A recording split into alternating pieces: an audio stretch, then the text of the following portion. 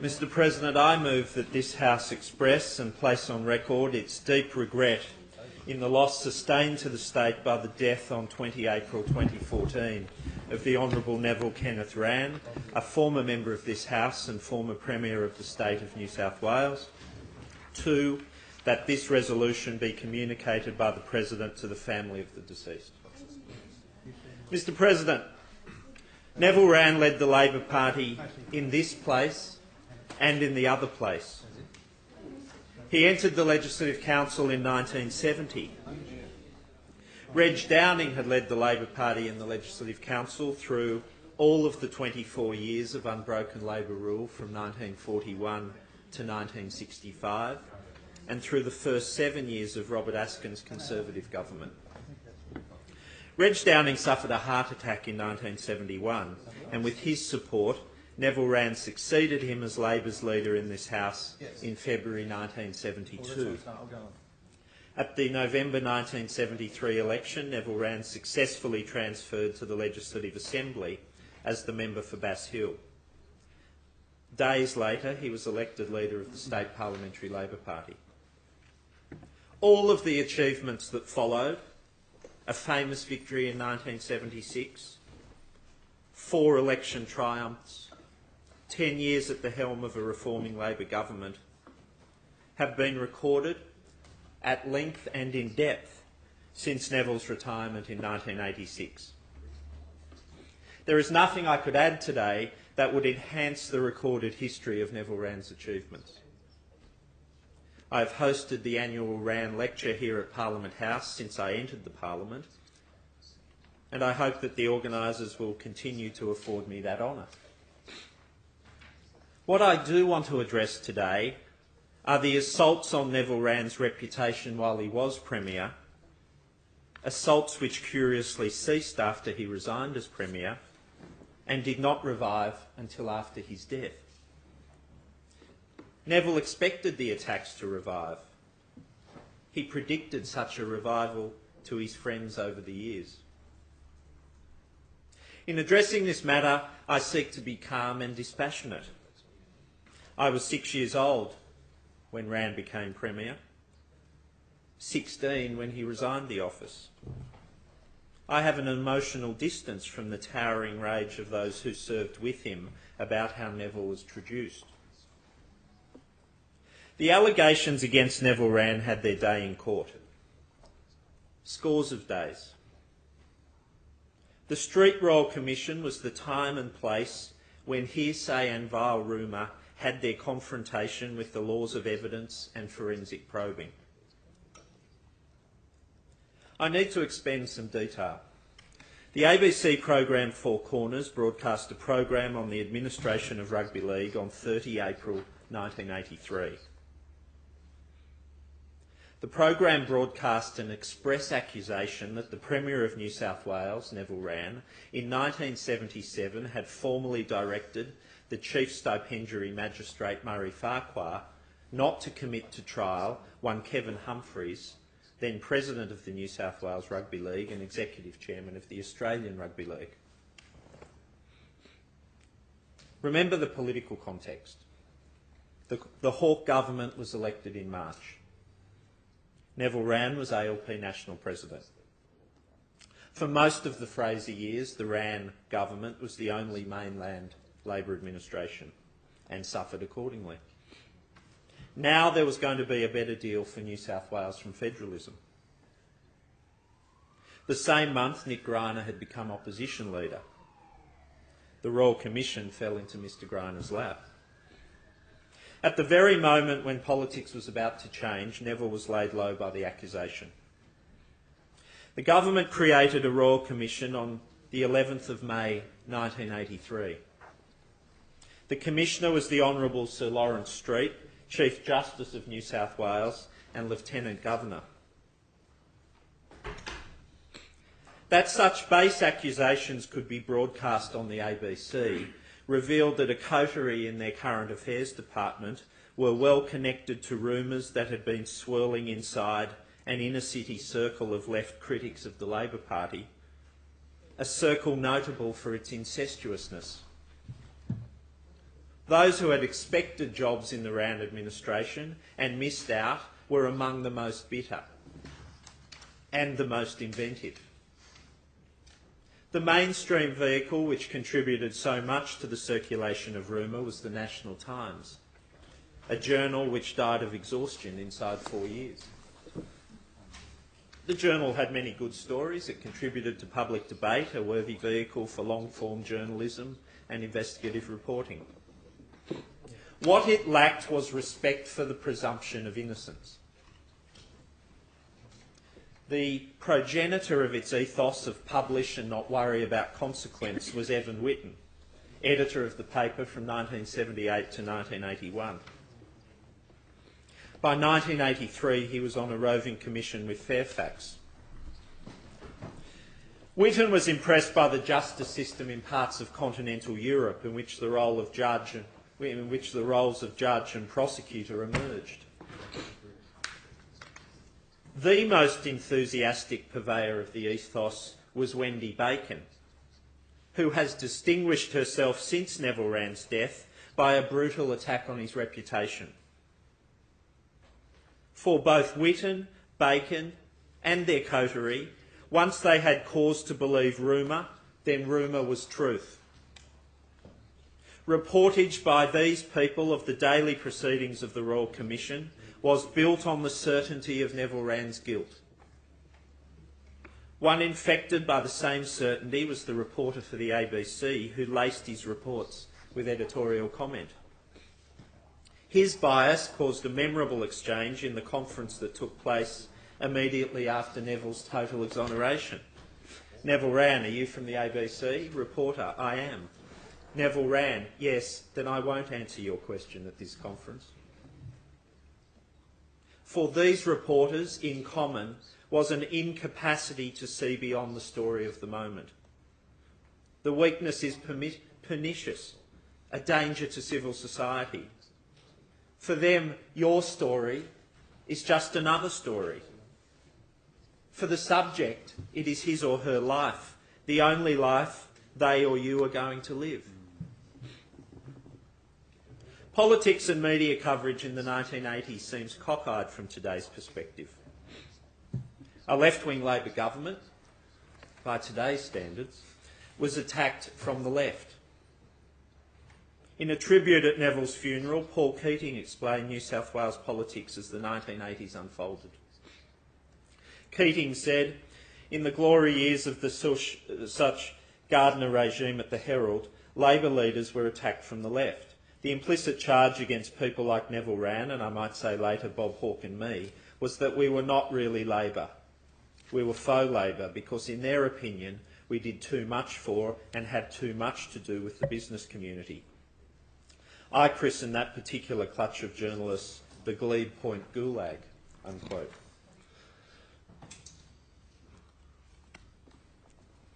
In her most recent denunciation of Neville, after his death, Wendy Bacon made note that of the firmest believers in corruption, quote, most had records as progressives when students, unquote. But of course, the Royal Commission sat through May to July. The terms of reference asked the Commission to inquire into two questions and answer them. One was to establish an interference in the course of justice by Farquhar. The second required an answer to a question as follows: whether the said Murray Frederick Farquhar was acting at the direction or request of the Honourable Neville Kenneth Wran. The answer from Sir Lawrence Street was as follows. No, Mr Farquhar was not acting at the direction or request of Mr Wran. There it was, and there it is.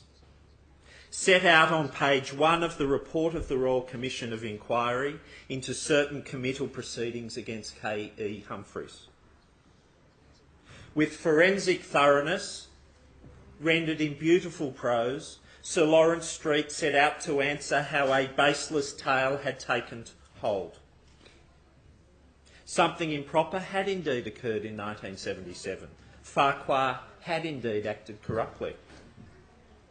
The problem was that the essence of truth had acquired a carapace of invention. Invention had taken over. The observations by Sir Lawrence Street contain universal truths about the power of self-reinforcing rumour. I quote from pages 9 and 10 of the report of the Street Royal Commission. Sir Lawrence writes, "In the intervening 5 or 6 years, rumours waxed and waned. In some cases, suspicion underwent subtle change to belief, which itself progressed to reconstruction, which in turn escalated to recollection. No presently stated recollection could be safely assumed not to have progressed upwards and not to be the product of one of these earlier stages. The sheer frailty of human memory of necessity required a most anxious and critical appraisal of the evidence of the witnesses, no matter how creditworthy they might be.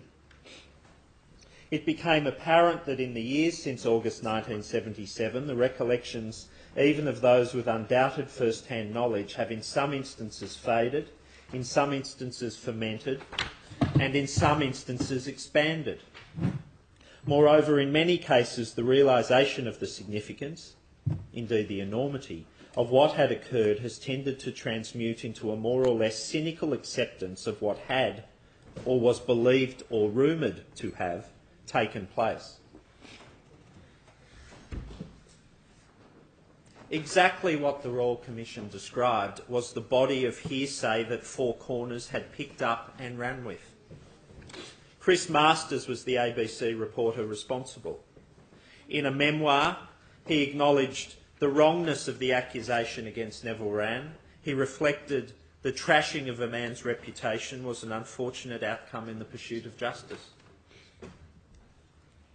The report of the Royal Commission isolated the time of the alleged phone call from Neville Wran to Murray Farquhar. At that moment, and for all of the hour around it, Neville was in a conference with the Secretary of the Treasury, another Treasury official and 2 private staff. He did not leave the meeting. He could not have made the call. I might say, Mr President, that Neville Wran would not be the last Premier of New South Wales to suffer from a grandstander wanting to demonstrate he was a big shot with connections. Sir Lawrence Street acknowledged how difficult it is to prove a negative. In accepting those inherent difficulties, the report set out to be an impressive demonstration of what happens and what does not happen when you follow the evidence. Sir Lawrence probed the possibility of a triangle of Wran, Farquhar, Humphreys. He explored the 3 corners and all the lines in between. He found no links. He found the likelihood that such a triangle had ever existed as beyond reasonable possibility. The Royal Commission declared the innocence of Neville Wran. The findings went beyond doubt, beyond not proven, to a declaration that the case against Neville Wran was not proven beyond a reasonable doubt. The finding of innocence was unequivocal. Order. Stop. I wonder if you'd stop. I welcome into the public gallery school leaders, together with teachers and parents from primary schools in the Hornsby electorate who are visiting Parliament House today as guests of the member for Hornsby, Mr Matt Keane, MP.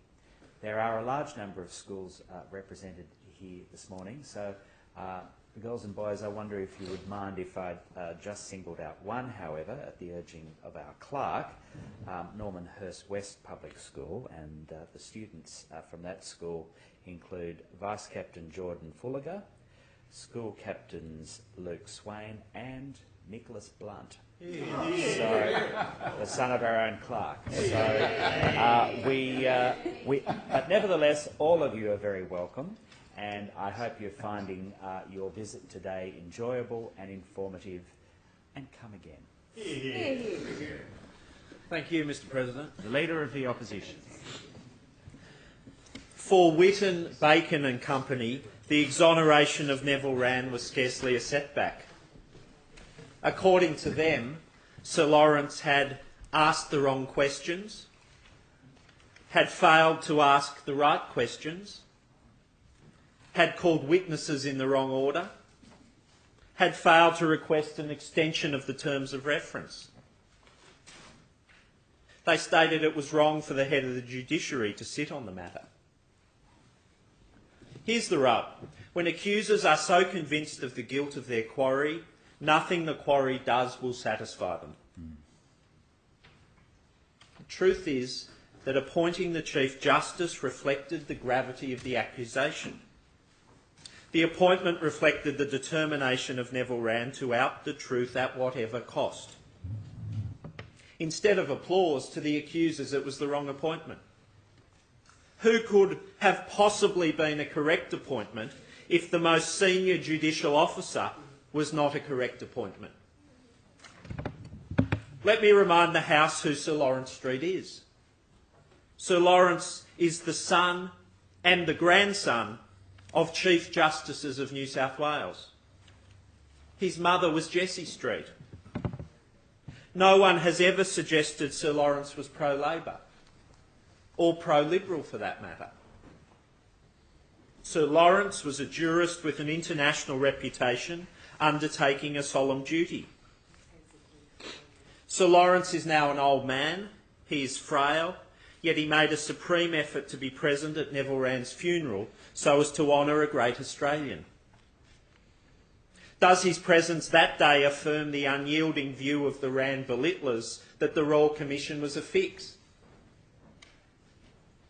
The notion that the Premier of New South Wales could and did interfere in the course of justice defames the memory of a great man. It also defames those who are closest to him, those from whom he kept no secrets. A conspiracy could not have happened without the knowledge of the late Jack Ferguson, of Jerry Gleeson and of Denise Darlow. They were either part of the conspiracy or knew of it and chose to ignore what was happening. To think in those terms is monstrous. The accusations that resulted in the Street Royal Commission did have an impact on Neville Wran. Even such a comprehensive dismissal took a toll. Never again did Neville feel the same joy in the job. And Neville was a man who enjoyed being Premier in all its aspects. The hard grind of cabinet, jousting in question time, exchanging barbs in caucus, media conferences, getting out and about, travelling across New South Wales, meeting people of all backgrounds, representing New South Wales at Premiers' conferences. When Jill was away, he was likely to call in his private staff to share pizzas with him late into the night in the private flat on level 9 of the old State Office block. After 1983, it was so very different. Correctly, Neville noted the accusations, the rumours, the whispers, none of them were going to cease. Not completely. Malice drove the rumour mongers. Malice with a purpose.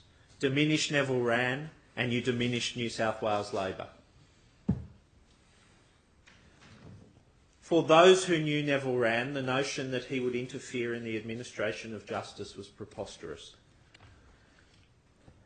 We are talking of a man who was Queen's Counsel and a founding member of the Council of Civil Liberties. On each and every occasion, anyone anywhere made an allegation of crime, be it in the media or on the floor of either house of this Parliament, the response of Neville Wran was the same. Place whatever evidence you have before the police for investigation. In all the years since, no one has emerged to give flesh to the accusations on Four Corners or any of the other rumours that used to float up and down the street outside like a crimson fog. The attacks on Neville Wran should cease. Let him rest in peace.